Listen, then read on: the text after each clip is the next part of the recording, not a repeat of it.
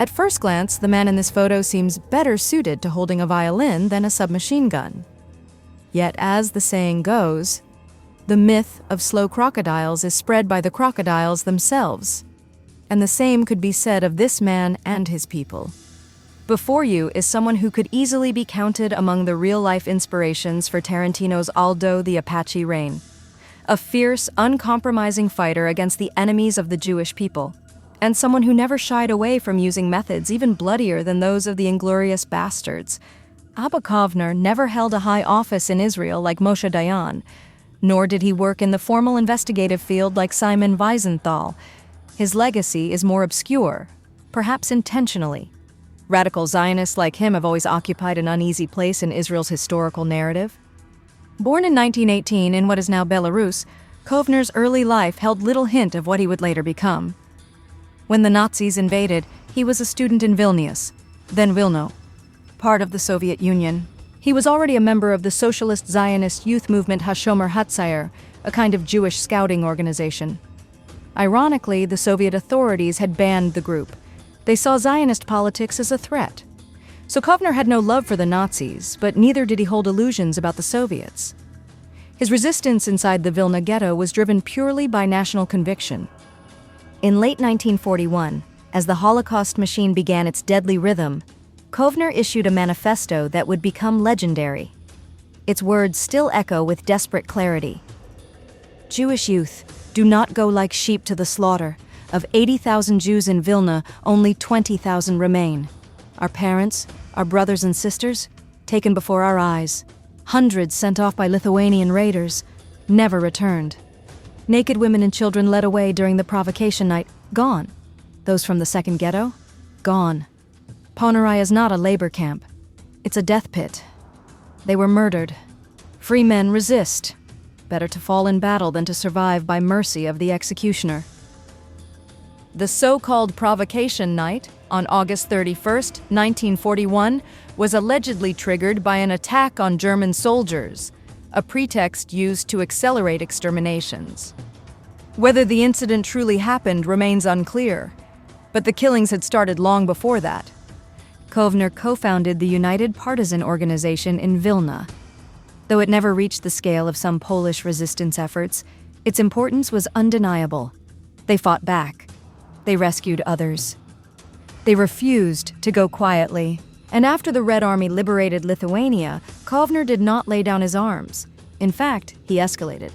In the aftermath of the Holocaust, Kovner became a founding member of a secret group called Nakam, Hebrew for vengeance. Its mission was not to bring Nazis to trial, it was to settle the score. Kovner believed that true justice required more than tribunals. He wanted to reflect the scale of loss in the language of consequence. His goal? To take as many German lives as had been lost among the Jews. The method? Poison the water systems of major German cities. Only when Germany drinks from the same bitter cup, he once said, will it begin to grasp the magnitude of its crime. By chance, or providence, the plan was interrupted. While traveling on forged papers, Kovner was arrested by Allied forces. He was briefly imprisoned, and the plot was shelved. But others in Nakam pressed forward. In one of the war's darkest epilogues, they infiltrated a POW camp holding former SS officers and poisoned the bread. Reports suggest over 2,000 fell ill. Early accounts claimed fatalities. Modern research suggests otherwise. What truly happened may never be known. As with many shadowy post-war operations, the facts are clouded by time and silence. And Kovner's ambitions hadn't stopped there. It's said that Nakam carried out other acts of retribution across post-war Europe, and perhaps even into South America.